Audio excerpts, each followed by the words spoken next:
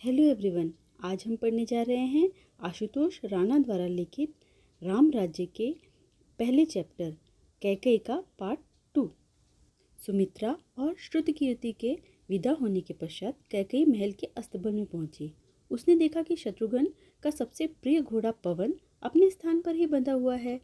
इसका मतलब यह है कि शत्रुघ्न जानता था कि उसकी अनुपस्थिति की सूचना कैकेयी तक पहुंचेगी, जो कैकेयी को बेचैन कर देगी और कैकेयी उसे निश्चित ही ढूंढने का प्रयास करेगी। पशुओं में अपने स्वामी की गंध अपने आप बस जाती है।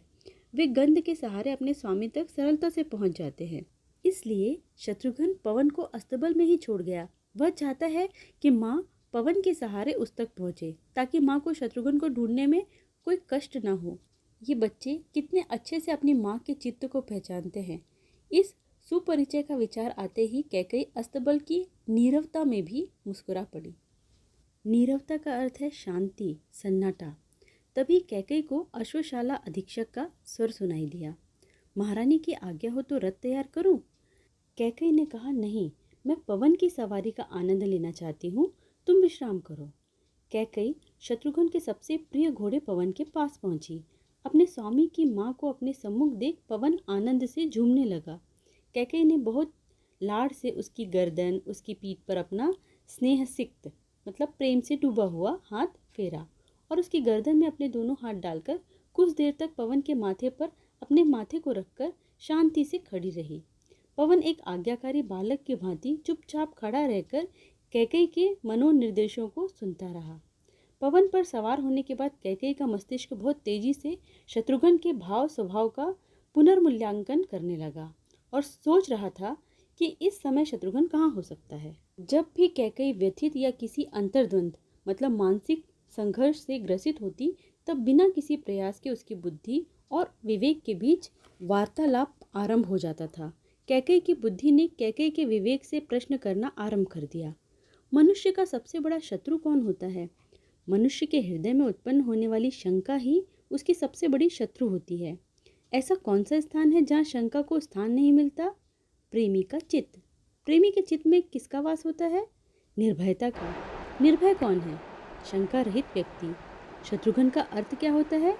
शंका रूपी शत्रु का समूल नाश करने वाला ही शत्रुघ्न होता है। व्यक्ति और वृत्ति रूपी शत्रु का समूल नाश करने वाला ही शत्रुघ्न होता है। व्यक्ति और वृत्ति रूपी शत्रु को नष्ट करने वाला शत्रुघ्न होता है। तब शत्रुघ्न को इस समय कहाँ होना चाहिए? जहाँ प्रेम होता है वहाँ शंका का कोई स्थान नहीं होता। हो न हो शत्रुघ्न भरत के आसपास ही कहीं होगा। चूंकि भरत प्रेम का साक्षात स्वरूप है, इसलिए शत्रुघ्न रूपी निर्भीकता सदैव उसके साथ होती है। लक्ष्मण जैसे राम की प्रतिछाया है, वैसे ही शत्रुघ्न भरत की प्रतिमूर्ति है। जहाँ ज्ञान होता है वहाँ वैराग्य होता ही है, और जहाँ प्रेम होता है वही निर्भयता का वास होता है। मेरा बड़ा पुत्र राम तो स्वयं ज्ञान है, इसलिए वैराग्य रूपी लक्ष्मण उसके साथ वन में विचरण कर रहा है। वहीं पुत्र भरत तो साक्षात प्रेम का स्वरूप है, इसलिए निर्भयता की प्रतिमूर्ति शत्रुघ्न को उसी के समीप होना चाहिए।